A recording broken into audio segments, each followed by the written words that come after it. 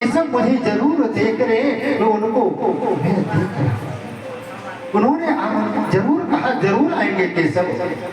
दुर्योधन ने कहा तुम्हें निमंत्रण कब दिया केशव? और जब मैं आ रहा था द्वारिका पत्र गया था और पत्र जाकर केशव जब भी आप आए हस्तिनापुर तो सबसे पहले मेरे यहाँ प्रसाद पाएंगे।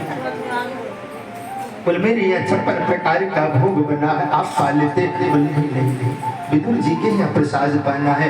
हंसकर दुर्योधन ने वहां से बड़ा हंसने लगा, ठट्ठा मार क्या भोजन की व्यवस्था करेगा? रहने का ठिकाना नहीं, खाने की ठिकाना नहीं, वो क्या व्यवस्था करेगा? भगवान कहते इसकी चिंता मुझे नहीं, इसकी चिंता मुझे नहीं है। भगवान द्वारिका भगवान की दृष्टि भक्त का घर मंदिर के समान होता है। भगवान वहां से सीधे भोजन को प्रसाद को नहीं पाए और मेरे प्रभु नंगे पांव विदुर जी के घर पधारे। विदुर जी महाराज सीधे चले जाते हैं प्रसाद लेने के लिए बाजार में, और विदुरानी तब तक स्नान कर रही थी और भगवान श्री कृष्ण पधारे, सागर को खटखटाए और खटखटाने के बाद में विदुरानी वस्त्र गीले में दौड़ती हुई आई। कौन आ गया?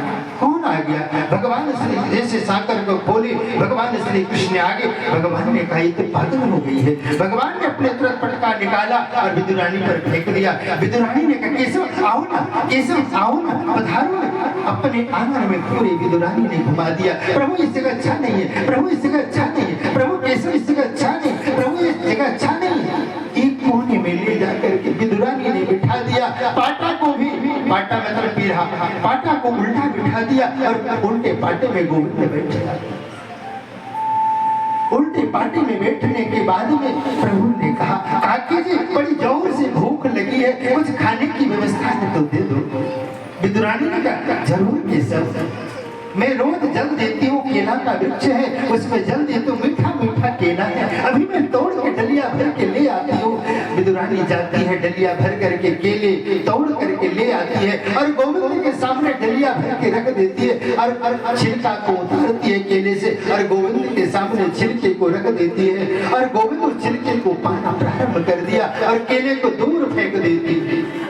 केले को दूर पे छिलके को पारे, एक छिलका खाए, दो छिलका का करीबन 20-50 छिलका को जब पा लिए तब तक विदुर जी आते हैं दौड़ से बाजार से लौट करके माखन मिश्री मेवा मलाई ले करके और विदुरानी दौड़ती, साकर खटखटाए, विदुरानी जी साकर खोलती है।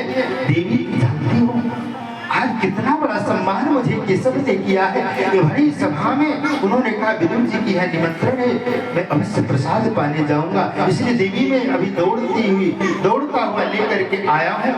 56 प्रकार का मैं तो व्यंजन नहीं बना सकता, लेकिन मेवा मिष्टान बनाई मिठाई, एक अच्छा गाय का गोबर का चौका लगाओ, आसन बिछाओ और उसमें केशव आएंगे और बढ़िया बढ़िया माखन मिश्री प्रसाद पवाओ। विदुरानी कहती है स्वामी आएंगे कि आकर के अंदर में बैठे? अरे देवी तुम करी बैठे, कहाँ बिठाए हो? अंदर में कोने में जा करके उल्टा पाटा पर केशव बैठे और देखते छिलका प्रभु पा रहे केले बाहर फेंके। अरे देवी तुमने क्या कर दिया?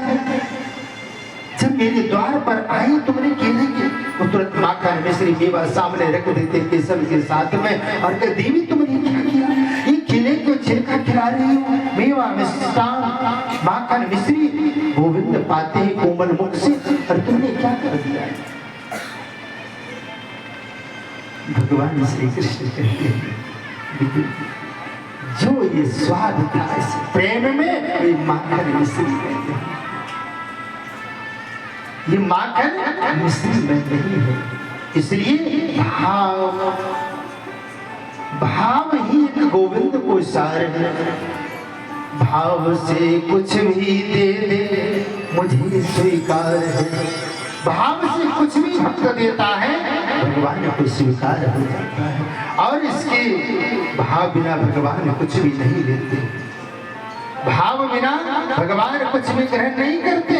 इसलिए भाव का भूखा हूँ मैं, भाव ही एक सार है, जो भाव से भजता है मुझे भव से बेड़ा पार है। सुखदेव जी महाराज कहते हैं यदि परमात्मा विरादरी को देखते तो